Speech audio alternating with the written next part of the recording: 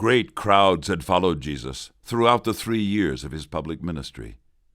They listened to him teach, watched him heal, and asked him to bless their children. Privately, Jesus had begun to prepare his disciples for what would happen soon during Passover in Jerusalem. Together they shared some tender moments at the Passover meal.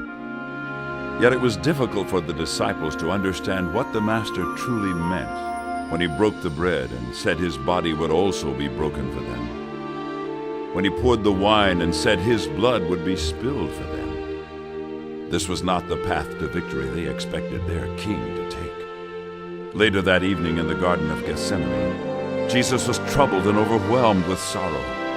As their king prayed, surrendering his life to his Father's will, his closest friends slept. Suddenly, a large crowd of soldiers and officials sent by the chief priest arrived to arrest him. They were led by the betrayer, Judas, who approached Jesus and kissed him. The king had been identified, but instead of bowing in honor, the soldiers seized him and arrested him. Though Jesus had the power to escape, he surrendered willingly to all that was coming. Throughout the night, Jesus was dragged from one illegal trial to another.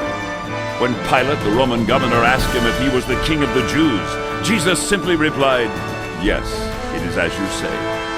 Jesus offered no other defense. In front of Herod, the king again remained silent.